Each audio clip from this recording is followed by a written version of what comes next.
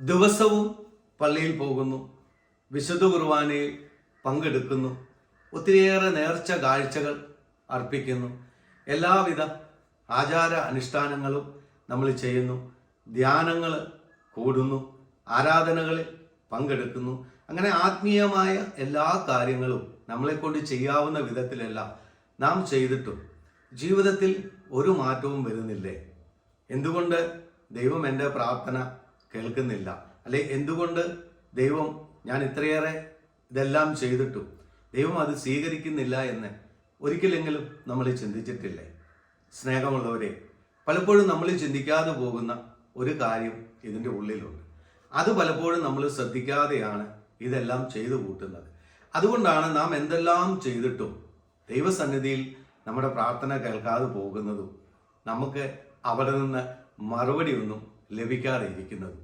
ദൈവമില്ലാഞ്ഞിട്ടോ ദൈവം നമ്മുടെ പ്രാർത്ഥന കേൾക്കാത്തവനാട്ടോ അല്ല, പകരം നമ്മുടെ കയ്യിലുള്ള ഈ ചെറിയൊരു കുഴപ്പം കൊണ്ടാണ് പലപ്പോഴും നമ്മൾ ഇതെല്ലാം ചെയ്തിട്ടും ദൈവത്തിൽ നിന്ന് നമുക്കൊന്നും ലഭിക്കാത്തതും നമ്മുടെ പ്രാർത്ഥന ദൈവസന്നിധിയിൽ എത്താതെ പോകുന്നതും.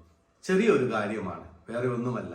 നാം എന്തെല്ലാം ചെയ്തിട്ടും നമ്മുടെ ഹൃദയം വെടിപ്പല്ലെങ്കിൽ നാം ഈ ചെയ്യുന്നതൊക്കെ വെറുതെയാണ് എന്ന് വചനം നമ്മളെ ഓർമ്മപ്പെടുത്തുന്നുണ്ട്. സങ്കീർത്തകനാണ് അത് നമ്മളെ ഓർമ്മപ്പെടുത്തുന്നത്.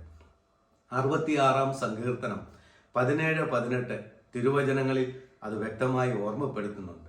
ഞാൻ അവിടുത്തോടെ ഉച്ചത്തിൽ നിലവിളിച്ചു പ്രാർത്ഥിച്ചു, എൻ്റെ നാവുകൊണ്ട് ഞാൻ അവിടുത്തെ പുകഴ്ത്തി, എൻ്റെ ഹൃദയത്തിൽ ദുഷ്ടത കൂടിയിരുന്നെങ്കിൽ കർത്താവ് കേൾക്കുകയില്ല എന്ന്. അപ്പോൾ വാഹികമായി എന്തെല്ലാം ചെയ്തിട്ടും എന്തെല്ലാം ആചാര അനുഷ്ഠാനങ്ങൾ ചെയ്തിട്ടും ഹൃദയത്തിൽ വെടിപ്പില്ലേ? ഹൃദയം ശുദ്ധിയുള്ളതല്ലേ?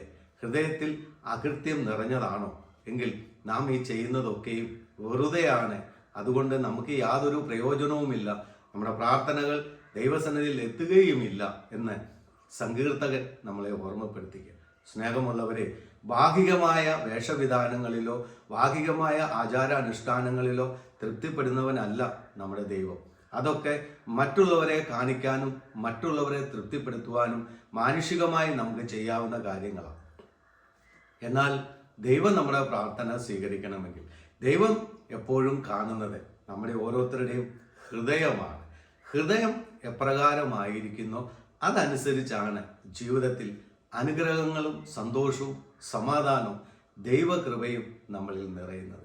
അപ്പോൾ ഭാഗികമായി എന്തും ചെയ്തു, പക്ഷെ അതിനേക്കാൾ ഉപരിയായി ഹൃദയം വെടിപ്പുള്ളതാക്കി വെക്കുക.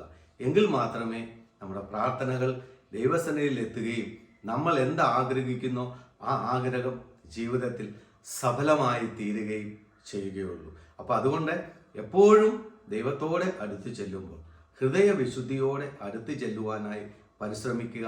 അങ്ങനെ ചെയ്താൽ ബാക്കി ഒന്നും ചെയ്തില്ലെങ്കിലും ആ ഒരൊറ്റ കാര്യങ്ങൾ കൊണ്ട് നമ്മുടെ ജീവിതം അനുഗ്രഹിക്കപ്പെടും. ദൈവം നിങ്ങളെ അനുഗ്രഹിക്കും.